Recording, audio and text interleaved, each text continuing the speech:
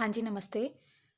मैं अपनी identity reveal इसलिए नहीं कर सकती कि मेरी मम्मी ने मना किया है, मेरे घरवालों ने मना किया है कि तुम ऐसे काम कर रहे हो भई, तुम्हारी आइडेंटिटी किसी को पता चल जाए यूनिवर्सिटी वालों को और तुम्हारे साथ फिर अलग से हो तो मैं I can not take the risk.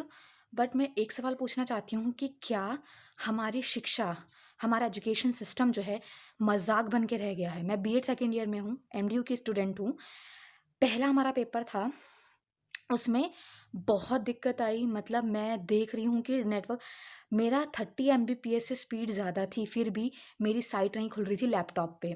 उसके बाद वो अपने आप सर्वर डाउन हो गया, उसके बाद मैं इतना घबरा गई, ये मेंटल टॉर्चर है सबसे पहले तो, ठीक है?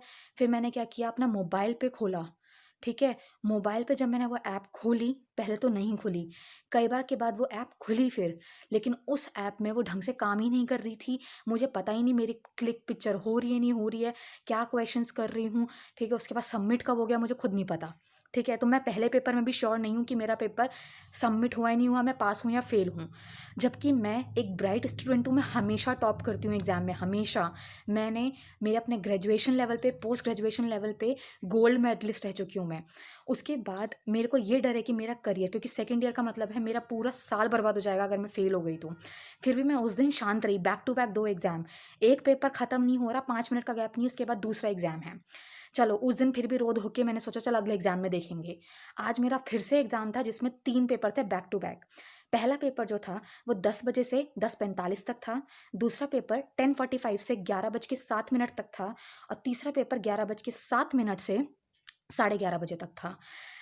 इंसान के पास पहली बात तो टाइम नहीं है कि वो इतना वेट करे कि चल ठीक है पहला पेपर के बाद मैं वेट करता हूँ, फिर उसके बाद ऐप प्रोसेस करेगी। आप विश्वास नहीं करेंगे, मैंने आज सोचा कि लैपटॉप हो सकता है, लैपटॉप पे काम नहीं कर रही होगी ऐप, मैं आज मोबाइल से ही दूँगी शुरू से, ठीक है।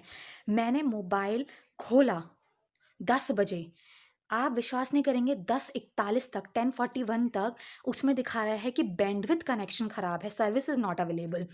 10:41 तक, अब मुझे नहीं पता सबके साथ ऐसा हो रहा है नहीं हो रहा, क्योंकि मैं अपना एग्ज़ाम में कॉन्संट्रेट करूँगी, ना कि अपनी सारी सहेलियों को या अपने सेंटर पे कॉल करके पूछूँगी या कॉलेज में कॉल करके पूछूँगी जी आप भी एग्ज़ाम दे रहे हो, और ना मैं दूसरों को डिस्टर्ब नहीं करना चाहती कि अगर मेरा एग्ज़ाम नहीं हो रहा तो दूसरे का भी ना हो। तो ये काम कर नहीं सकते। मैं अपना खुद ही बार-बार कर रही हूँ, बार-बार सबमिट पे कर रही हूँ, वो प्रोसेस कर रहा है लेकिन वो नहीं खुल रही है ऐप। अब मेरे पास सिर्फ़ 4 मिनट बचे थे। 4 मिनट पहले मेरी वो खुली ऐप। मैं झूठ नहीं बोल रही, मेरी ऐप खुली। मुझे नहीं पता, एक तो ये इतना मेंटल टॉर्चर है कि मुझे नहीं पता कि मैंने क्या एग्ज़ाम में किया है। आप इतना बच्चे के साथ अगर टॉर्चर कर रहे हैं, तो आप बताइए बच्चे को कैसे याद रहेंगे? ईयर होते हैं, बहुत सारी चीज़ें होती हैं, छोटे-छोटे कंसेप्ट्स होते हैं। हम सब एक इंसान घबरा जाता है, पैनिक हो जाता है। उसके बाद 10:41 से ऊपर टाइम दिखा रहा था 45, लेकिन मुझे तो ये है ना कि मेरा 10:45 पे दूसरा पेपर एग्ज़ाम स्टार्ट होना है। अगर मुझ किसी कोई नोटिफ़िकेशन नहीं थी कि एग्ज़ाम बाद तक चल रहा है। अब मैंने वो एग्ज़ाम वो सबमिट कर दिया कि भई मेरे को नहीं पता मेरे 10 क्वेश्चन हुए हैं, 20 क्वेश्चन हुए, मैंने बस जल्दबाजी में उसे 10:45 पे सबमिट किया और फिर दूसरे में प्रोसेसिंग हुई, दूसरे में टाइम लगा, दूसरा खुला पेपर, उसके बाद मैंने दूसरा किया और तीसरा में भी लोडिंग हो रही थी, बहुत टाइम लग रहा था, जब तक कि मैं इतना मेंटली टॉर्चर हो चुकी थी, इतना फ्रस्ट्रेट हो चुकी थी कि मैं अपने सारे कॉन्सेप्ट्स ऑलमोस्ट भूल चुकी थी। मुझे नहीं पता था कि मैं घबराहट में कहाँ टच कर रही हूँ, क्या कर रही हूँ। चलो ठीक है। अब ये बताइए, अगर हम बच्चे, अगर आप एमडीयू नहीं चाहते थे कि पेपर ऑनलाइन हो, या आपके बस की नहीं था कि अच्छी सी साइट आप बनाएँ जिसका सर्वर अच्छा हो और इतना सारा लोड हैंडल कर सके ऑनलाइन बच्चों का, तो आपने क्यों पेपर ऑनलाइन लिया? हमारा करियर बर्बाद करने के लिए या हमारे साथ मज़ाक करने के लिए?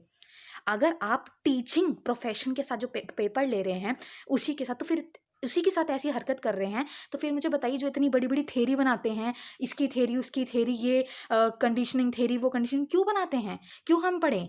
हमें ही तो अप्लाई करनी है बच्चों के साथ, तो हम अप्लाई नहीं करते हैं ऐसी थ्योरी, क्योंकि हमें पढ़नी नहीं है फिर ऐसी थ्योरी। आप बच्चों के पूरे साल के साथ विश्वासघात कर रहे हैं। और मैं जेरा मेरा पहला पेपर ही खराब गया था, मैं उस पहले पेपर में ही इन्होंने जो हेल्पलाइन नंबर दे रखा है, वो सब बकवास है, सब फ्रॉड है। मैं उस हेल्पलाइन नंबर पे उस दिन से कॉल कर रही हूँ, दिखा रहा है रॉन्ग नंबर, कभी आ रहा है नेटवर्क बिज़ी, कभी कुछ, कभी कुछ। मैंने अब तक 3 मेल डाल दी हैं और मेरे जितने भी क्लासमेट्स हैं, सबने मेल डाल दी है।